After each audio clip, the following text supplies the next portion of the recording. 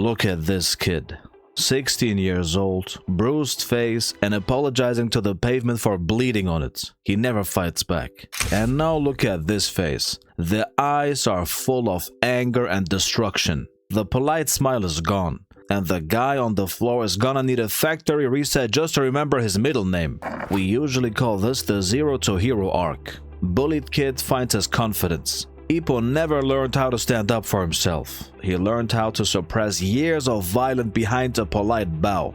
And when that suppression inevitably cracks, it explodes. And I'm gonna tell you something. Ippo is a walking trauma response who found a legally sanctioned outlet for his rage. And Kamogawa's rules, the referee, and the "aw shucks nice guy" routine, it only applies when the fight is about him. The second the disrespect hits someone he cares about, the rules evaporate. There are a couple of confirmed incidents in over 1500 chapters where this switch flips. This is an evolution. Let's look back to the Kojima fight. Again, Ippo is a champion at this point. He's got the belt. But then there's Kojima, a guy who starves himself down 2 weight classes just to get a shot at the king. At the weigh-in, and even before that, Kojima doesn't insult Ippo. That's rookie shit. Instead, he verbally spits on every opponent he has ever fought. And Ippo...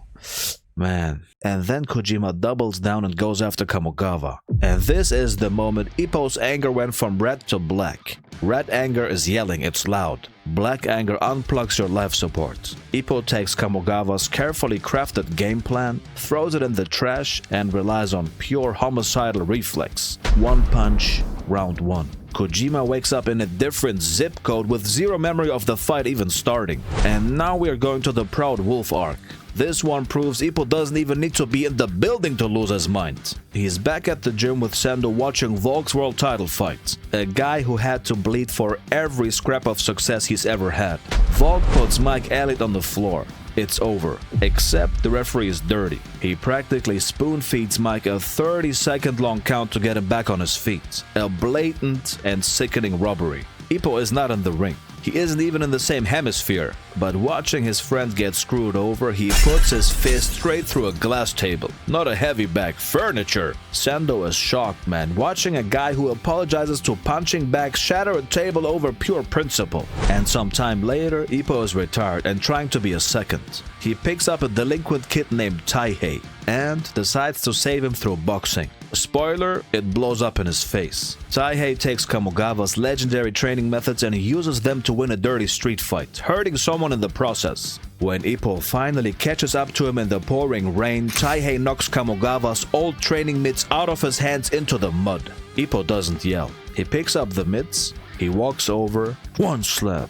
He hits this kid with an open hand so violently that Taihei's face looks like raw cookie dough dropped on wet pavement. It's a lobotomy by palm strike. It is arguably the meanest and most disgusting panel Ippo has ever produced in 1500 chapters. It was not only about the mitts though. It was the horror and shock of seeing the bullying cycle he survived resurrected by the very kid he tried to save. And now to the Judgment Day arc.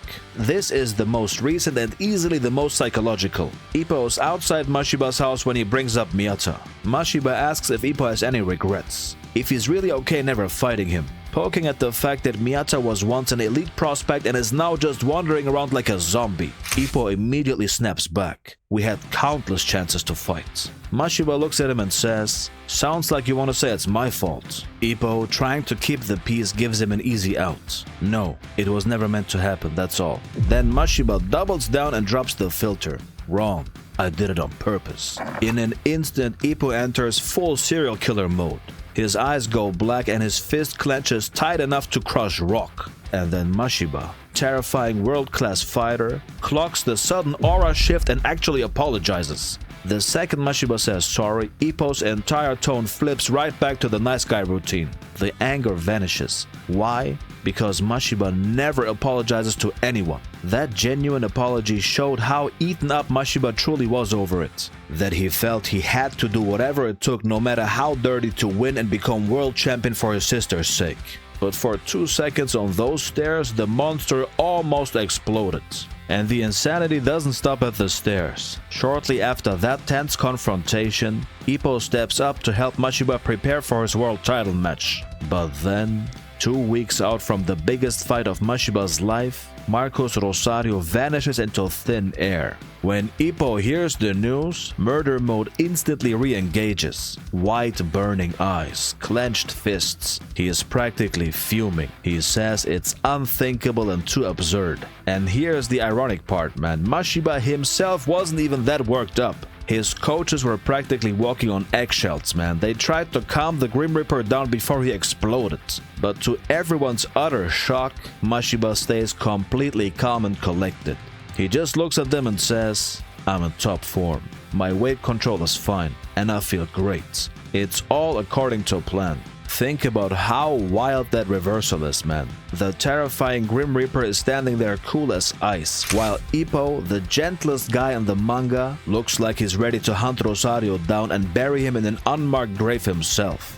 Look back at his childhood. When Umezawa insulted Ippo's mother, you could see that tiny spark of anger in the kid's eyes. But back then he was powerless. He couldn't fight back. His days as a victim in school didn't make him a bully though. They shaped him into a fiercely protective shield for the people he loves. That's why these moments of pure rage are so addicting to watch. Ippo is the kindest boxer in the entire series, but he has never cared about himself, not once. It was always about protecting others, defending the coach or honoring his friends. But Ippo made one huge mistake throughout his entire career. He forgot that watching him get torn apart in that ring was just as painful to his mother as if she were taking those hits herself. That's why she never watched any of his fights. When Ippo finally makes his comeback, and make no mistake, he will come back, it won't be as a mindless monster throwing away his life for a cheap thrill. He'll be the cleanest, sharpest, and most tactical version of himself we've ever seen.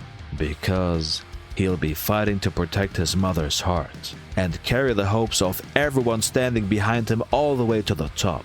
Ricardo Martinez constantly complains about the crushing loneliness at the peak of the world. Ippo carries so many people's dreams on his shoulders that no matter how high he climbs, he'll never be alone.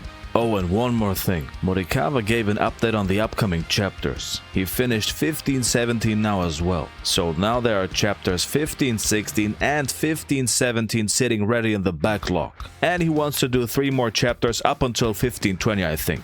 And this specific panel seems to be from chapter 15-17. And man, is it tough to pin down what's actually happening. It looks like someone landed a big shot. Those little splatters support that theory. But look at those faces below, man. What is that? I've never seen the crowd like this. They look like straight up demons. The physical world and Sendo's inner psyche have melted together. It looks like a riot of bloodlust. But I'm not too sure, man. Either it's the crowd or something within Sendo's own mind. Maybe the effect of Ricardo going full El Diablo. I can't wait, man. Not much longer now. When Hajime no Ippo comes back, it comes back without any breaks. Also, to support Morikawa and Hajime no Ippo, check out K-Manga for official releases. Hype the video and subscribe if you want a front row seat to the slaughter.